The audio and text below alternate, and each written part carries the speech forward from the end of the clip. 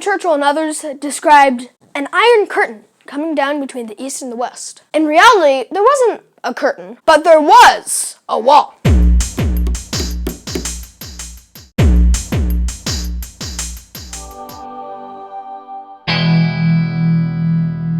Hello, my name is Mr. Q, and today we're going to talk about the Berlin Wall. After World War II ended in 1945, the Allies pretty quickly started fighting about how the world was going to look. The Soviet Union wanted people to be communists like them, while the US of A wanted to spread capitalism. Basically, both sides were afraid of the other becoming too powerful, but no one wanted another war. First, they were all tired of it, and second, the nuclear weapon had been invented and used by America. Once the Soviet Union showed the world on August 29th, 1949, that they also had nuclear capabilities, World War III seemed like an even worse idea. This was the beginning of the Cold War. But immediately after the end of World War II, everyone had to decide what to do with Europe, and particularly Germany. Two peace conferences in 1945 worked out the details. Germany was divided into 4 occupation zones. They were controlled by the USSR in the east, and the USA, Great Britain, and France in the west. The city of Berlin sat here, fully inside of the Russian zone. But the Western powers didn't want to completely give it up, so Berlin was also split in 2. Soviet leader Joseph Stalin set up a blockade in 1948, completely shutting down a road and rail access to West Berlin. He was hoping to starve the Westerners out and take the city for himself. But the US helped West Berlin survive by sending in food and supplies in the Berlin airlift. Eventually, the Soviets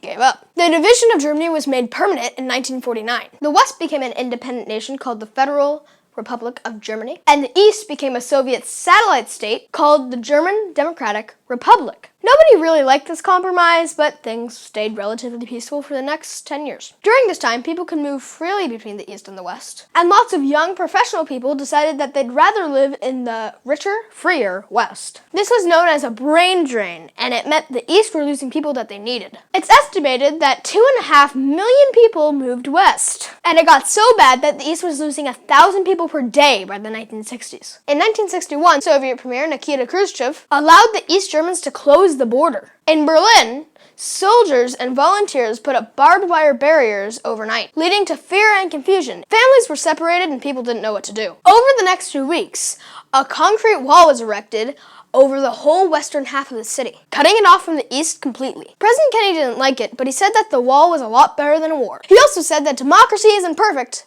but we don't have to build a wall to keep our people in. Eventually standing over 10 feet tall, the wall stayed up for the next 3 decades, becoming symbolic of the Cold War itself. It wasn't impossible to leave the East after the wall, but it was a lot harder and a lot more dangerous. Beyond the wall was what was known as the Death Strip, made up of sand to show footprints, floodlights, trained guard dogs, and tripwire machine guns. Soldiers at guard towers had orders to shoot on sight. It's estimated that almost 200 people were killed trying. A series of revolutions in communist bloc countries in the late 1980s and political change in the USSR led to the wall coming down on November 9th, 1989.